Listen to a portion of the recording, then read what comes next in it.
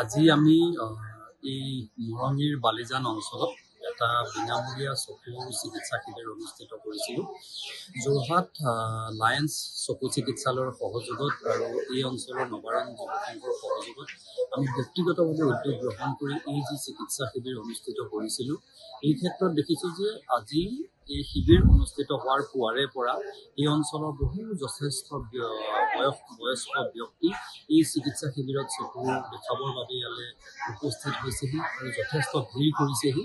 আমি কেতিয়াও নোজা এনেকুৱা এক দৃশ্য দেখিবলৈ পাইছোঁ, যেন কোনোবা এখন ৰাজনৈতিক বা ৰাজহুৱা সভাহে যে ইমান সংখ্যক ব্যক্তি যে আচলতে নিজৰ চকুটো দেখুৱাবৰ বাবে ইয়ালৈ আহিছে। আচলতে তেখেতসকলৰ এই উপস্থিতি আৰু চিকিৎসক তথা চিকিৎসা কৰ্মীসকলৰ এই যে মানৱীয় প্ৰমূল্যৰে সেৱাৰ বৃত্তি, এই আৰু আমাৰ যি আন্তৰিক প্ৰচেষ্টা, এই সকলোৰে সন্মিলিত প্ৰচেষ্টাত এই সমগ্ৰ বিষয়টোত এক মানৱীয় কৰ্ম হিচাপে আমি নিজেও অনুভৱ কৰিছোঁ। আৰু এই যি বিনামূলীয়া চিকিৎসা সেৱা, ইয়াত আজি যিসমূহ চকুৰ কেটৰেক্ট ধৰা পৰিব, সেইসকল ৰোগীক যোৰহাটৰ লায়েন্স চকু চিকিৎসালয়লৈ নি বিনামূলীয়াকৈ অপাৰেশ্যন কৰি আকৌ সেইসকল ব্যক্তিক এই নিজ স্থানতে থৈ যোৱাৰ ব্যৱস্থা গ্ৰহণ কৰা হৈছে।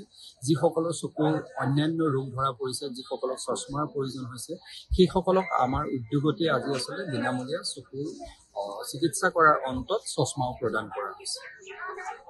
মই চকু দেখুৱাবলৈ আহিছিলোঁ। চকু দেখুৱাবলৈ আহি কোনো অসুবিধা পোৱা নাই, সকলো প্ৰকাৰে সুবিধাই পাইছোঁ। আৰু চোৱা চিতা কৰাৰ পাছত কোনো বিশেষ অসুবিধা নাই। কেটেৰেক্টটো এইবাৰ নাকাটিলে হ'ব বুলি কৈছে। প্ৰায় এবছৰমান চলিব। পুৰণা চশমাযোৰ ব্যৱহাৰ কৰি দিবলৈ কৈছে। গতিকে সকলো প্ৰকাৰে মই ভালেই পাইছোঁ। আজি আমি এই মৰঙীৰ বালিজান অঞ্চলত এটা বিনামূলীয়া চকু চিকিৎসা শিবিৰ অনুষ্ঠিত কৰিছিলোঁ। যোৰহাট লায়েন্স চকু চিকিৎসালয়ৰ সহযোগত আৰু এই অঞ্চলৰ নবাৰণ যুৱ সংঘৰ সহযোগত আমি ব্যক্তিগতভাৱে উদ্যোগ গ্ৰহণ কৰি এই যি চিকিৎসা শিবিৰ অনুষ্ঠিত কৰিছিলোঁ, এই ক্ষেত্ৰত দেখিছোঁ যে আজি এই শিবিৰ অনুষ্ঠিত হোৱাৰ পুৱাৰে পৰা এই অঞ্চলৰ যথেষ্ট বয়স্ক ব্যক্তি এই চিকিৎসা শিবিৰত চকু দেখাবৰ বাবে ইয়ালৈ উপস্থিত হৈছেহি আৰু যথেষ্ট ভিৰ কৰিছেহি। আমি কেতিয়াও নোজা এনেকুৱা এক দৃশ্য দেখিবলৈ পাইছোঁ, যেন কোনোবা এখন ৰাজনৈতিক বা ৰাজহুৱা সভাহে যে ইমান সংখ্যক ব্যক্তি যে আচলতে নিজৰ চকুটো দেখুৱাবৰ বাবে ইয়ালৈ আহিছে।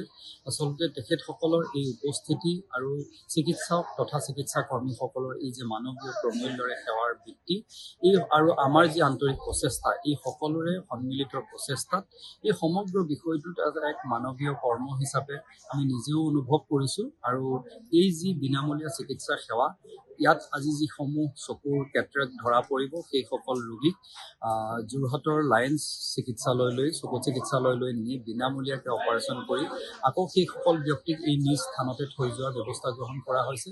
যিসকলৰ চকুৰ অন্যান্য ৰোগ ধৰা পৰিছে, যিসকলক চশমাৰ প্ৰয়োজন হৈছে, সেইসকলক আমাৰ উদ্যোগতে আজি আচলতে বিনামূলীয়া চকুৰ চিকিৎসা কৰাৰ অন্তত চশমাও প্ৰদান কৰা হৈছে। মই চকু দেখুৱাবলৈ আহিছিলোঁ।